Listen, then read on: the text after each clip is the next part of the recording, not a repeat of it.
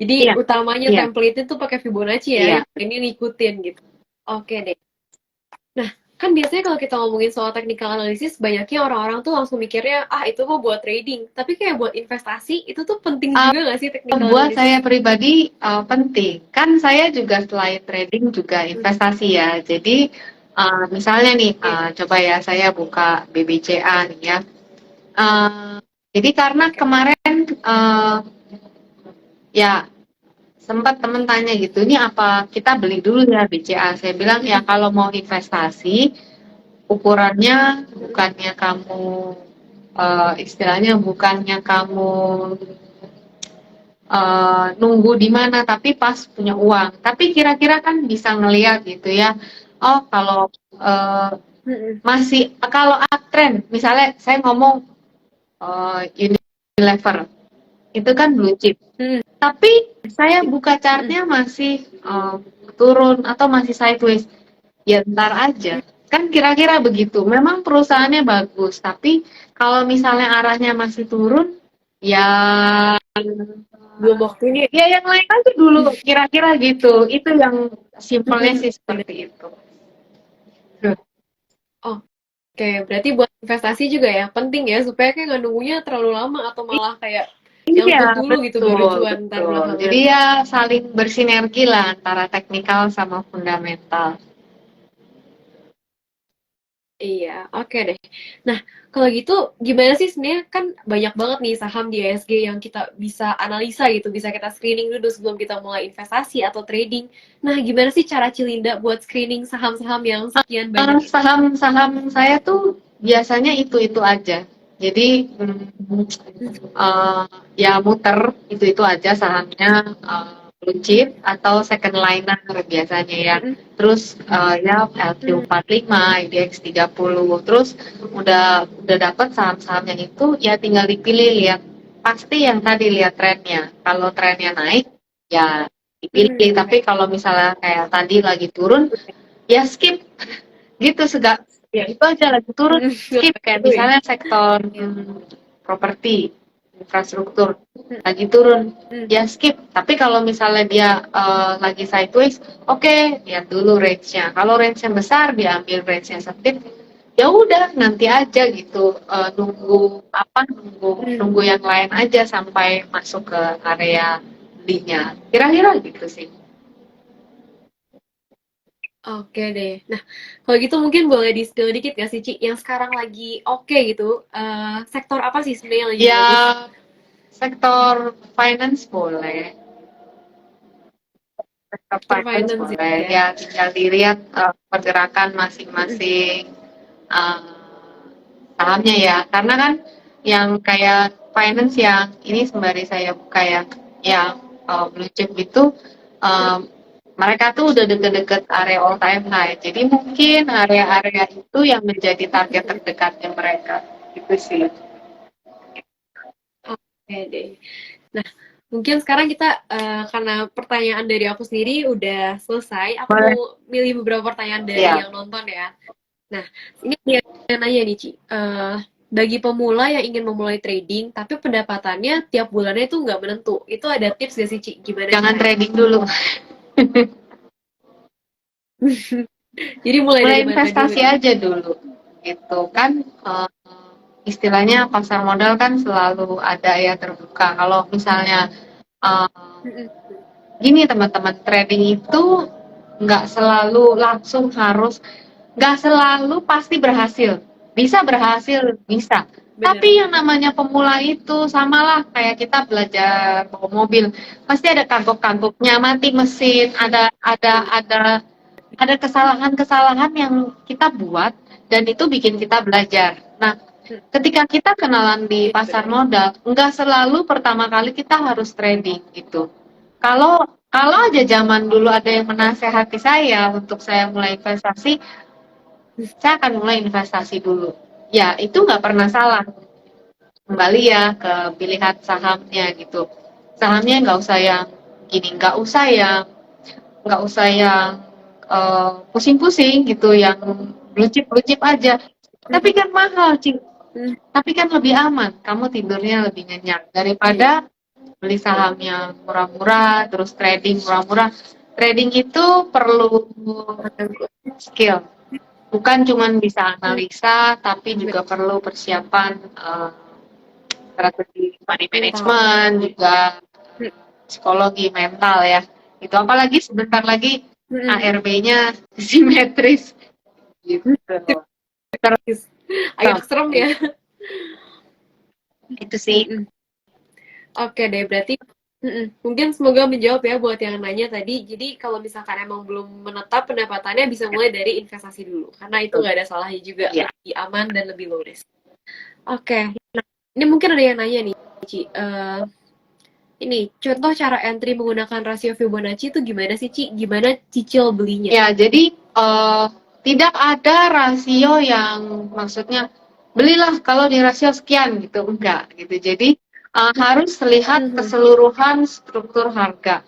Memang ada rasio-rasio kuncian, tapi bukan berarti di situ langsung dihajar. Contohnya Antam ya. Ini jadi saya ada namanya pantau saham ya.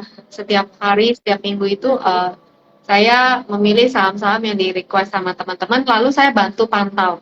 Contohnya Antam waktu di level 2075 ya. Jadi bukan di situ memang harganya tertahan, tapi bukan berarti langsung all in ke situ. Enggak. Kita udah tahu di situ ada potensi membalikan harga, tapi perlu hal yang kedua yaitu strategi. Fibonacci udah di situ di area 2075, candlestick juga ada, tapi bukan berarti langsung all in. Kenapa? Kita butuh yang namanya konfirmasi. Jadi kayak ternyata 1-3 hari tertahan di situ, itu masih spekulasi. Akhirnya dia ambrol sampai sekarang gitu ya. Jadi Fibonacci ngelihat di situ, tapi bukan berarti begitu nyampe area itu kita langsung hajar gitu, enggak juga. Seperti nyetir kita perlu spion kiri kanan sama depan belakang ya. Jadi harus confirm dulu nih, yakin kiri nggak ada yang mau nabrak, kanan aman nggak ada yang mau nyebrang, belakang aman kita baru jalan. Kira-kira kayak gitu. Jadi ada rasio-rasio yang kuncian, tapi saya nggak bisa sebut kan bukan karena nggak mau nyebutin, karena ketika nanti teman-teman titik penarikan yang berbeda dengan saya, maka jatuh rasionya itu juga berbeda. Nanti akan jadi salah, gitu teman-teman. Ya, Iya, jadi pokoknya harus ngertiin dulu aja betul, basicnya gitu ya. betul, Jangan asal jalan dan jangan asal ikutin orang aja. Karena tiap orang betul, pasti betul. beda-beda juga. Oke, mungkin ini next question nih. Ada yang nanya, Ci sebaiknya untuk pemula harus join berapa platform investasi? Apa cukup hanya satu? Mungkin maksudnya kayak jenis investasinya ya, mungkin dari saham reksadana atau Uh, gimana nih? Mulainya untuk Kalau pemula. gini, jadi untuk pemula, kamu harus paham dulu profil resiko kamu, ya. Apakah kamu konservatif, ataukah kamu agresif, atau moderat di tengah-tengah gitu. Kalau kamu tipe yang konservatif, yang aduh, saya nggak mau nih modal saya nih sampai hilang gitu. Nah, kamu jangan masuk ke saham, berarti kamu belinya deposito gitu ya. Belinya reksadana seperti itu. Tapi kalau misalnya kamu profil resikonya itu yang agresif, kamu boleh masuk ke saham. Gitu. Jadi untuk pemula yang mana? Kamu jawab dulu. Profil resiko kamu seperti apa? Harapan kamu dengan di pasar uang ini dengan instrumen keuangan ini apa harapan kamu gitu? Kalau harapan kamu ingin dapat return yang sebesar-besarnya, kamu harus ingat risknya juga gede gitu. Jadi kenali dulu profil resiko kamu. Ketika kamu sudah mengenali, nah kamu baru boleh memilih. Untuk yang tadi agresif, kamu bisa pilih ke saham. Kenapa? Karena saham high risk, high return gitu. Tapi kalau misalnya enggak deh Ci, mau di tengah-tengah, oke kalau gitu kamu bisa ambil reksadana. Kalau yang nggak kuat banget, ya udah deposito aja gitu. Deposito. Ya. Jadi kalau soal pilihan investasi ya, tapi kalau misalnya berapa banyak buka rekening, ya cukup. Ya kalau cuma mau trading, ya trading satu, mau investasi, investasi satu ya. Kira-kira begitu sih. Gitu. Oke, semoga menjawab ya. Nah, ini ada yang nanya lagi nih, Ci. soal trading. Apa sih penyebab trading itu gagal dan butuh berapa lama untuk ahli di bidang trading agar Oke, cuan? penyebab trading gagal. Cerita pengalaman saya aja deh ya.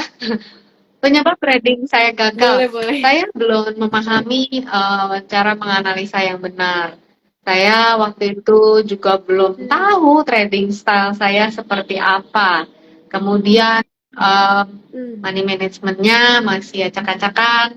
Lalu yang paling penting psikologinya gitu. Jadi sering Belum sih. sering euforia gitu ya, sering euforia terus lupa. Iya. Ternyata udah apa marketnya itu market itu kan selalu naik turun nggak pernah saya melihat harga naik terus nggak pernah mesti ada waktunya dia turun. Nah Iya.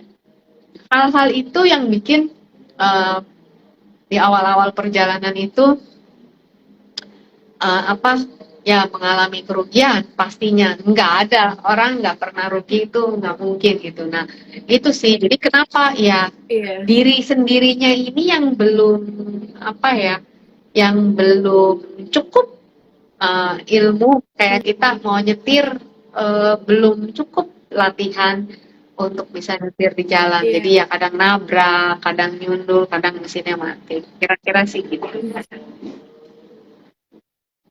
Oke, berarti mungkin belum siap ya kalau misalkan penyebab trading gagal itu kurang belajar lah, kurang Atau kena pengalaman juga. FOMO Oke, mungkin kan bisa. Ya sering ya kena bisa juga itu. FOMO Paling gitu. gampang. Gitu. Banyak faktor sih. Ya. Iya, iya benar. Nah, mungkin ini ada Ya, satu pertanyaan terakhir kali ya. Nah, kalau ini ada soal nanya soal technical analysis nih. Kalau dalam technical itu ada gap, sebaiknya keluar dulu atau Astra tetap hold? ya. Jadi gini teman-teman, jadi gap itu ada bermacam-macam ya, ada 4. Jadi ada yang common gap. Kalau common gap itu gap umum 1-2 hari tuh dia ketutup. Ada yang namanya Hmm. breakaway gap. Jadi dia langsung cus gitu terbang ya, ninggalin ninggalin ninggalin yang di bawah naik naik naik. Ada yang namanya apa exhausted gap adanya di atas. Ada yang namanya island gap. Gap itu banyak, tapi kita nggak pernah tahu itu gap mau jadi yang nomor berapa sampai kejadian gitu ya. Hmm. Kalau kita tahu Hmm. mah kita jual semua duit kita gitu kan ya. Kita nggak perlu Iya, belajar, enak banget. makanya kita perlu belajar untuk kita mengukur probabilitasnya seperti apa. Itu satu, kita nggak tahu gapnya seperti apa, apakah ketutup. Kalau yang gap yang umum 1-2 hari ketutup gitu ya. Apakah di waktu-waktu yang akan datang pasti ketutup? Saya melihat sih ada begitu. Hmm. Mungkin bisa setahun lagi, 2 tahun lagi kita nggak tahu. Nah kan masalahnya kalau ada gap kita mau jual apa enggak kan begitu. Ya benar nggak ya teman-teman? Kayak kemarin Iya. waktu Astra langsung gap up itu gini. Jadi seperti tadi kita ngelihat grafik itu nggak cuma satu, nggak cuma Vibo. Saya udah ngelihat berbagai sisi. Udah tahu ketika ambil posisi, nanti di sini nih area jual. Ternyata gapnya Astra waktu itu melebihi target jual saya. Jadi apa yang harus dilakukan ketika ada gap? Jualan. Kenapa? Karena itu sudah Jual. melebihi target. Udah dikasih cepat gitu nyampe. Jadi Iya. apalagi? Ya jualan. Iya. Perkara besok Bonus. dia mau naik mau turun Iya. ya udah nggak apa-apa. Ya ini sisi psikologi ya udah nggak apa-apa. Yang penting udah cuan disyukuri ya udah nanti kita nunggu lagi. Nah kayak gitu. Nah hal-hal seperti itu yang dulu nggak saya pahami gitu. Jadi begitu gap jangan apa beli aja loh bingung gitu. Malah gap malah beli gitu. Hal-hal Iya. kayak gitu sih. Jadi ya seperti itu penjelasannya. Semoga menjawab ya teman-teman. Iya, semoga menjawab ya. Nah, mungkin buat terakhir nih, Ci. Boleh nggak sih kasih tips atau nggak kayak closing statement gitu buat semangatin teman-teman semua yang mungkin baru belajar dan mungkin kayak di market yang kayak Ya, sekarang agak susah juga ya, nggak seenak ya. waktu awal-awal gitu. Jadi Mungkin boleh kasih teman-teman, tips. market itu adalah guru yang baik, gitu ya. Market itu guru yang baik. Kita harus belajar mengerti bahasanya. Bukan market yang salah ketika kita rugi, tapi kita yang salah ketika kita rugi. Itu menjadi tanggung jawab kita. tugas kita adalah belajar mengerti bahasanya market, belajar mengerti sinyal-sinyal yang dikasih tahu sama market dia mau kemana gitu. Market itu buka setiap saat, jadi kesempatannya banyak. Di saat-saat lagi seperti ini, lagi market turun, itu adalah waktu-waktu yang baik untuk kita mendownload ilmu baru, mengupgrade diri. Pesan saya, jangan pernah menyerah gitu ya. Mungkin susah, sulit di depan-depan, tapi kalau teman-teman tidak menyerah, itu pasti di depannya itu menuai itu apa yang teman-teman usahakan.